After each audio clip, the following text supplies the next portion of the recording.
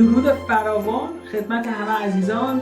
امیر هنرمند هستم. قرار امروز در مورد چند تا فانکشن توی مپ صحبت کنیم. خیلی از بچه‌ها سوالشون این بود و قرار ما 3 تا فانکشن رو با هم ببینیم: میک پوینت، میک لاین و دیستنس. ببینیم چجوری میتونیم از اینا استفاده کنیم. البته که توی ویدیوی قبلی حتما دیدید که چجوری میتونید از مپ باکس استفاده بکنید و چجوری این مپ باکس رو کاستماایز بکنید و بتونید اون نقشه دلخواه خودتون رو ایجاد بکنید و حالا بقیه موارد و این فانکشن هایی که ما یاد بودیم رو یه نقشه جدید داشته باشید. لایک، کامنت و سابسکرایب فراموش نشه. خب بسیار عالی. همونجور که میبینید دیتا ستی که من دارم، خب اسم استانا وجود داره. استانا رو خب به صورت کلی خود نرم افزار میتونید ژئوگرافیک رولش رو بر اساس استیت پروویس بذارید و با یه دابل کلیک خیلی ساده میتونید این نقشه رو داشته باشید و همه شهرها رو به راحتی براتون پیدا میکنه و نمایش میده. اینم از بخش رنگ بندیش، رنگ بندی هم بهش اضافه میکنه و اوکی، هر کدوم از اینا برای خودش یک استان رو داره نمایش میده. خب این تهرانه، من دیتاشو بتونم ببینم. اوکی، و من اینجا این لاتیتیود و لانگیتیود تهران رو نیاز دارم. من از اینجا کپیش میکنم و اوکی میبندمش، نیازی نیست. خب پس من میتونم اگه اسم استان رو داشته باشم ازش استفاده کنم.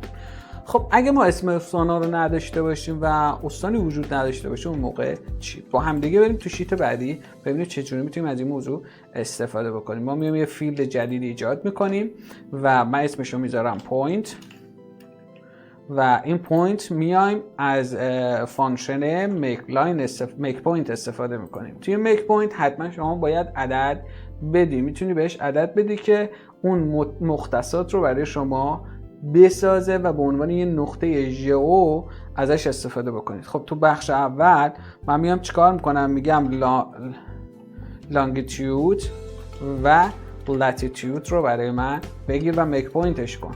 اوکی، میریم ببینیم چجوری میتونیم از این میک پوینت استفاده کنیم. حالا من این پوینتر که ساختم یه دابل کلیک روش میکنم، میبینید دوباره همون نقشه رو به من داره نمایش میده. خب من قبل از اینکه کاری انجام بدم اول اگریگیت میجر رو برمیدارم که بتونم روی هر نقطه‌ای که خواستم کلیک کنم.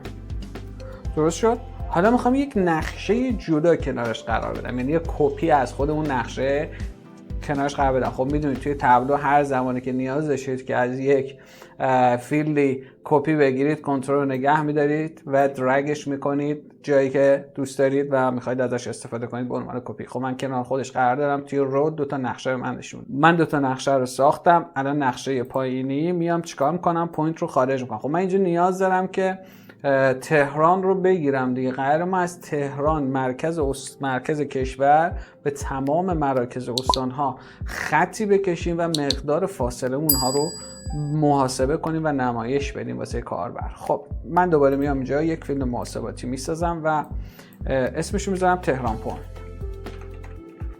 تهران پوینت.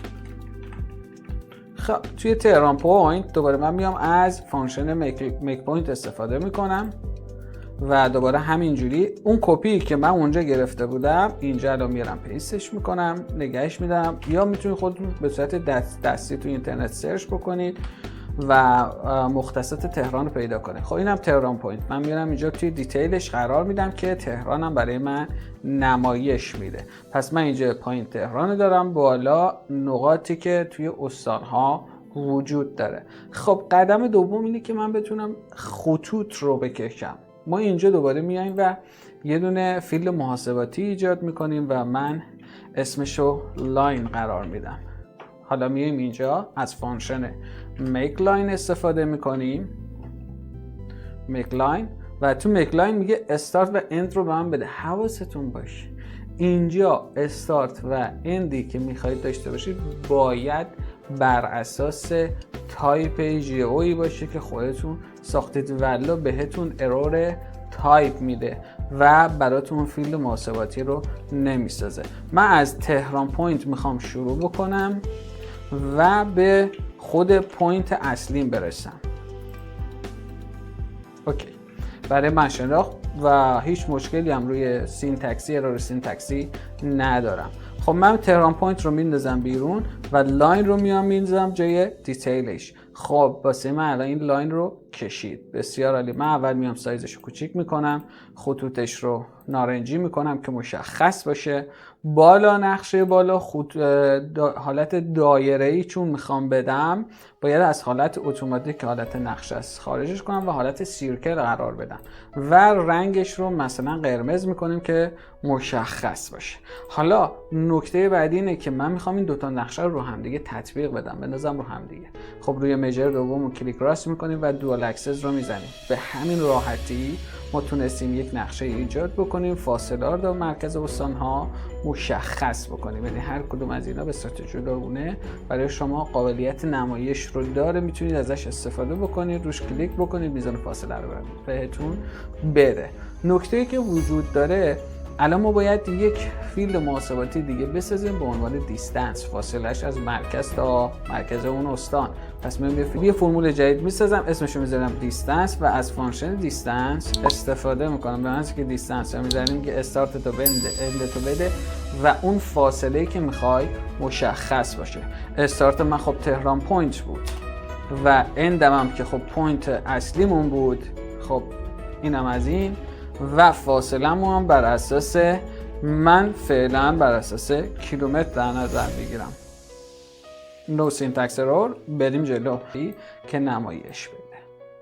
خب الان فاصله ها رو داره به من نمایش میده که بر اساس کیلومتر. حالا زیباترین نکته اینجا اینه که شما یه کاری کنی که کاربر بهتون بگه که میخواد بر اساس متر نمایش بده یا کیلومتر. پس من میام اینجا و از یک پارامتر استفاده میکنم، یک پارامتر جدید، اسمش هم میذارم پارامتر، مهم نیست، و ورودیش رو میذارم بر اساس استرینگ و بهش میگم ورودی بگیر. از لیست هم میگم بگیر، میگم وقتی زد ام و اجازه بده اینو بزرگش بکنیم که ام و کیلومتر. درست شد؟ کیلومتر و متر. الان ورودی اولیش هم بر اساس متر هستش. اوکی. حالا میایم دیستنسمون رو، یعنی فرمول دیستنسمون رو یه ذره دستخوش تغییرش میکنیم. به جای اینکه کیلومتر رو اینجا از من بگیره، من میام اینجا و از پارامتر استفاده میکنم، از پارامتری که ورودیش توسط کاربر مشخص میشه و پارامتر رو از اینجا میام و شو پارامتر میکنم. ببینیم که عمل میکنه. کیلومتر عدد عوض شد و متر باز هم عدد عوض میشه و میام چیکار میکنم؟ همین متر و کیلومتر رو من روی لیبل هم قرار میدم که کاربر بفهمه که این متر یا کیلومتره. حالا اگر بتونیم بک‌گراند این موضوع رو هم به صورت مشکی بکنیم که جلوه بهتری بهمون بده. خب بر اساس متر یا کیلومتر داره برای من مشخص میکنه. من میام اینجا میذارم شرایط کیلومتر و متر. خب بسیار عالی. دیدیم که چجوری میتونیم از این نقاط استفاده بکنیم، نقشه داشته باشیم، خطوط رو مشخص بکنیم، میزان فاصله ها رو مشخص بکنیم. فرقی نمیکنه اگر شما لاتیتود لانگیتود هم داشته باشید، میتونید کارتون رو انجام بدیم. مرسی که در اینجا موضوع کنارم بودید. ممنونم ازتون. باز هم میگم لایک، کامنت و سابسکرایب فراموش نشه.